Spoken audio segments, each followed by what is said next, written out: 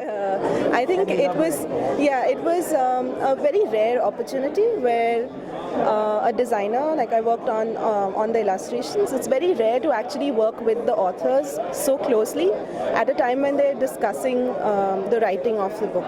And I think that helped a lot in the illustrations that came out as well, because a lot of credit goes to being able to hear them talk about the book, and it was we were able to ideate at that stage with both the authors, and I think that was very valuable in terms of the design process as well.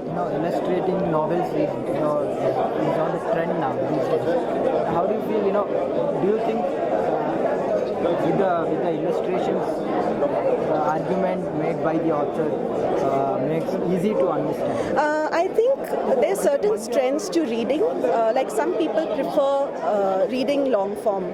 Some people prefer reading shorter snippets, So even writing, like you write differently for the web than you do for magazines or in print, because people's attention spans are different. So when it's something like this where, it's very conceptual and it's very abstract, and illustration actually helps people like who is a lay person. And I came on this as a lay person from outside. I didn't know what the technology, the details, the background of it. And I think once I understood it as a lay person, the challenge was to actually capture that in the simplest way possible, because the ideas are very basic and fundamental once you understand them, and they're basic principles, and that makes the reading of the book, because sometimes you skim through a book and it's easier to start rather than from beginning to the end.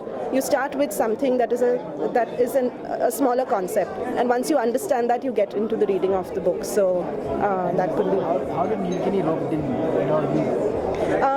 So I've had the good fortune of working with them before on other projects as well, some website and during his campaign and things like that. So I think it was a natural extension of already having worked with him and his team, and it kind of came from there. So.